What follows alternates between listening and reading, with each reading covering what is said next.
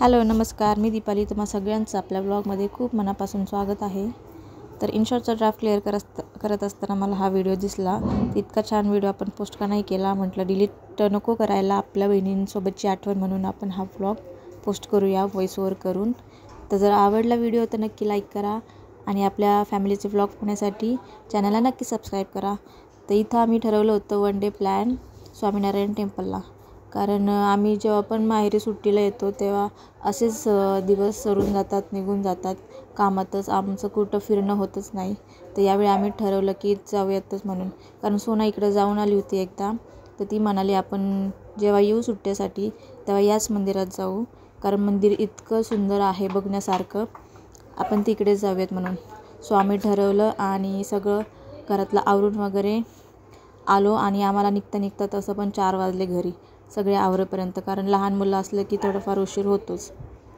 तर आम्ही फायनली पोचलो मंदिरामध्ये. तर बघू शकता हे मंदिर किती सुंदर दिसते. आणि ती म्हटली होती तसंच खरोखर हे मंदिर खरंच खूप सुंदर आहे. आणि प्रत्येक ठिकाणी असं कोरीव काम केलेलं आहे सुंदर.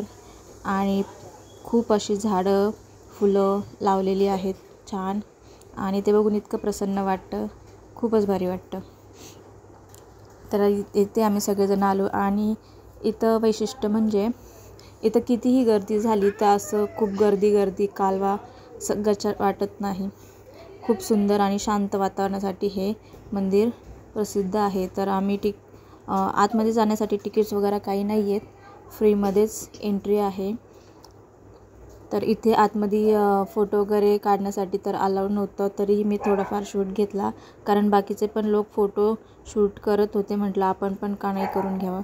मग मी पण थोडंफार माझ्या व्हिडिओसाठी शूट करून घेतलं. तर आता मग ते तुम्ही बघू शकता, इतकं कोरीव आणि सुंदर काम केलेलं आहे, खूप छान वाटत होतं.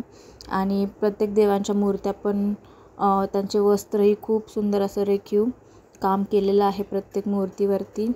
मंदिरात आम्ही दर्शन वगैरे घेतलं आणि त्यानंतर मग बाहेर आलो.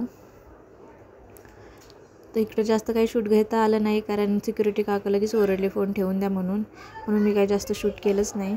तर इथं बाहेर पण बघू शकता, इतकं सुंदर वाटत होतं, बापरे तिथंच थांबावं की काय असं वाटत होतं. नंतर दर्शन वगैरे करून झाल्यानंतर बाहेर आलो आणि बाहेर आम्ही थोडेफार फोटो वगैरे पण काढले. त्यानंतर प्लेइंग झोनमध्ये गेलो. मला वाटत होतं की राघव बसणार नाही कारमध्ये, पण त्याने खूप एन्जॉय केलं. त्यानंतर रुद्राला पण इकडे बलूनमध्ये बसवलं. ते एवढं सगळं गेम झोनची सगळी जबाबदारी ताईकडेच होती. ताईने सगळ्यांचे तिकीट्स काढले होते आणि तिनेच सगळ्यांना प्रत्येक वेगवेगळ्या गेममध्ये बसून दिलं होतं. तिकडे आलं काही टेन्शन नसतं, कारण मुलं खूप एन्जॉय करतात सगळे एकत्र असलं की. आणि माझी मुलं ताईच्या मुलांकडे खूप छान राहतात. आणि राघवला तर फक्त मुलांनीच घेतलेलं आवडतं, कारण मुलं फिरवतात वगैरे म्हणून ते त्यांच्याकडं खूप जास्त एन्जॉय करतो. आम्ही इकडं रुद्र गेम खेळत होता, तोपर्यंत बाकीचे सगळे बसले होते त्या साईडला आरामात. आणि सगळे फॅमिलीची वन डे ट्रिप होती, खूप छान वाटलं. आणि नंतर आमची निघायची वेळ झाली, संध्याकाळी 7:30 वाजले होते आम्हाला तिकडेच. नंतर जाता आम्ही थोडंफार बाहेरच काहीतरी खाणार होतो. आणि हा बघा संध्याकाळचा टेम्पलचा व्ह्यू इतका छान होता. सो मी थोडेफार फोटो पण क्लिक केलेत. तर कसा वाटला हा आजचा व्लॉग, आणि जर आवडला तर लाईक करा आणि आपल्या चॅनलला सबस्क्राईब करा. बाय.